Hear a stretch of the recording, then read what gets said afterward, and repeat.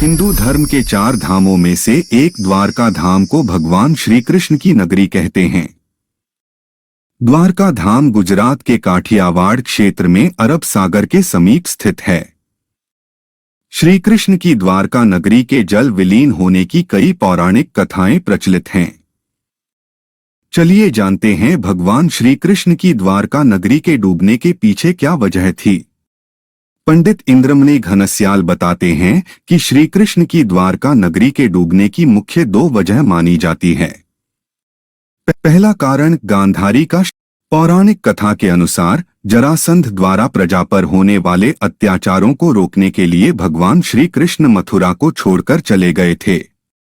श्री कृष्ण ने समुद्र किनारे अपनी एक दिव्य नगरी बसाई। इस नगरी का नाम द्वारका रखा।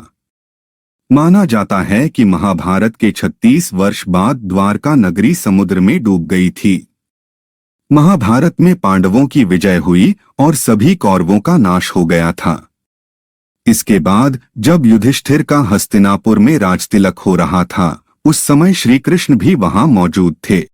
तब गांधारी ने श्री कृष्ण को महाभारत युद्ध का दोषी ठहराते हुए भगवान श्री कृष्ण को श्राप दिया कि अगर मैंने अपने आराध्य की सच्चे मन से आराधना की है और मैंने अपना पत्नीव्रता धर्म निभाया है, तो जो जिस तरह मेरे कुल का नाश हुआ है, उसी तरह तुम्हारे कुल का नाश भी तुम्हारी आंखों के समक्ष होगा। कहते हैं इस श्राप की वजह से श्री कृष्ण की द्वारका नगरी पानी में समा गई। दूसरा कारण ऋषियों का श्राप। एक अन्य पौराणिक कथा के अनुसार एक बार महर्षि विश्वामित्र, देव ऋषि नारद कर्ण द्वारका गए। तब यादव वंश के कुछ लड़के ऋषियों के साथ उपहास करने के प्रयोजन से श्री कृष्ण के पुत्र सांब को स्त्री वेश में ले गए और ऋषियों से कहा कि यह स्त्री गर्भवती है। आप इसके गर्भ में पल रहे शिशु के बारे में बताइए कि क्या जन्म लेगा। ऋषियों ने अपना अपमान होता देख श्राप दिया कि इसके गर्भ से मुसल उत्पन्न होगा और उस मुसल से समस्त यदुवंशी कुल का विनाश होगा। उसके पश्चात सभी यदुवंशी आपस में लड़-लड़कर मरने लगे थे। सभी यदुवंशियों की मृत्यु के बाद बलराम ने भी अपना शरीर त्याग दिया था।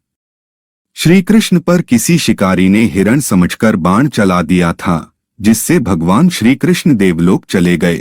उधर जब पांडवों को द्वारका में हुई अनहोनी का पता चला तो अर्जुन तुरंत द्वारका गए और श्री कृष्ण के बचे हुए परिजनों को अपने साथ इंद्रप्रस्थ लेकर चले गए। इसके बाद देखते ही देखते पूरी द्वारका नगरी रहस्यमय तरीके से समुद्र में समा गई।